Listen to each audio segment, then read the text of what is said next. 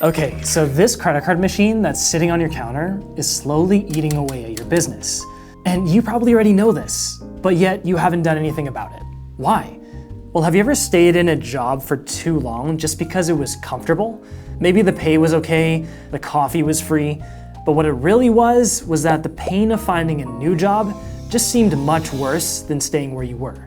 Well, your payment processor could be that bad job. In this video, I'm gonna show you exactly what that comfort is costing you. We're gonna talk about the 2 specific reasons that thousands of business owners finally snap and change processors for. And then hopefully you'll know whether it's time for you to make that change yourself. The first reason that people ditch their payment processor for is money. Now, this might seem obvious, but it's only because we all know this feeling. You're going over your accounting for the month, and the numbers in your expenses column just keep piling up and up. And there's one item that seems to perpetually live there and feed off your margins, and that's your credit card processing fees. Here's a picture we see all the time. A business owner will submit a statement to us through our statement comparison tool. And as our team looks at it, they realize that this business has been paying a ridiculous amount each month in fees. Take this merchant we worked with in Ohio, for example. So he runs a glass and window repair shop. So imagine him out there in the freezing cold, fixing some shattered storefront. He works hard, does the job, and then charges his client $1,000 for it. Now he thinks he's paying 3% on that transaction. But when we looked at his statements with hidden fees and tiered pricing, it actually inflated to 9%. So imagine that payment processor reaching into his register and taking $90 out of that $1,000 total. So why didn't this shop switch sooner? Well, they had other problems to worry about. Juggling their scheduled appointments with emergency calls, their payment processing fee just seemed like a tax that they had to pay at this point, one that wasn't negotiable. Replace the type of business and the location, and you might find a situation that looks eerily similar to yours. So what should you do about this?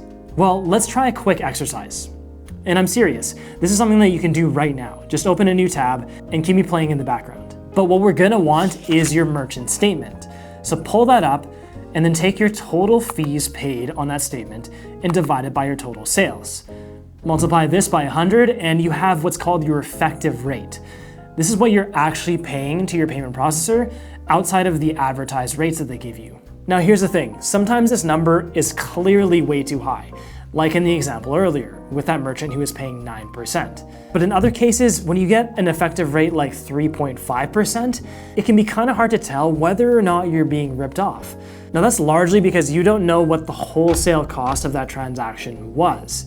It's like going to the store to buy apples. If you know roughly how much that grocer paid for that batch of apples, then it justifies how much you're paying for it when you buy a single one. This is where we can lift the curtain a bit. So below this video, I've linked out to a rate calculator. So if you have a second, take those numbers from your statement and fill out that form right now. Because what you'll get is a projected savings number. This represents how much you're overpaying over that wholesale cost with your processing fees. It's essentially the margin that your payment processor is keeping for themselves without you really knowing. Now, if we multiply this number by 12, you'll see how much you could save a year.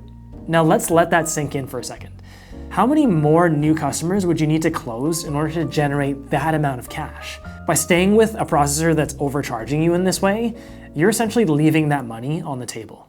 The second major reason people switch processors is time. Time is an even more scarce resource than money is, especially if you run a business.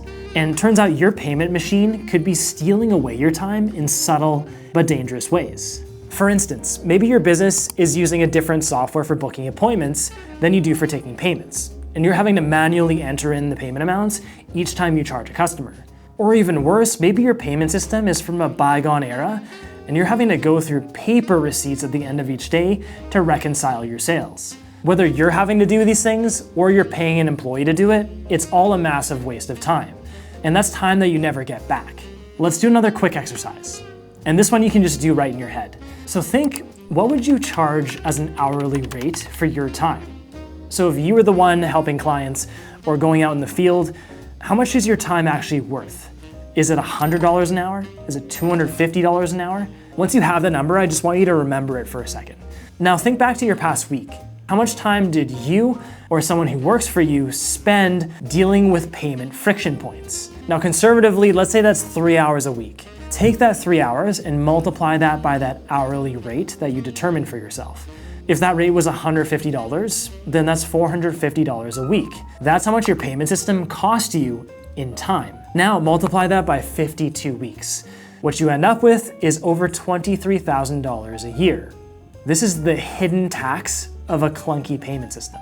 Finding a new provider that actually integrates with your workflow, whether that's automating invoices, reconciling payments automatically, or even just generating paperless reports for you, all of this isn't just fancier technology. It's actually giving you your time back. So back to the beginning. Earlier, I mentioned that people don't change their situation because the pain of change feels greater than the pain of staying the same. Well, in payments, the pain of change is loud and obvious.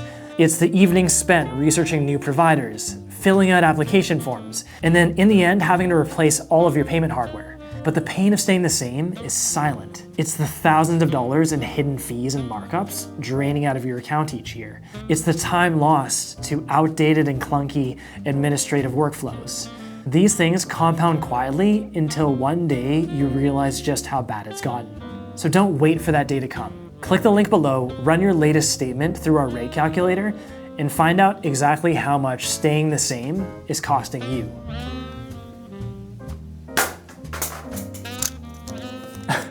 It's actually broken. I'm sorry, I didn't mean to do that. I was just trying to prove a point.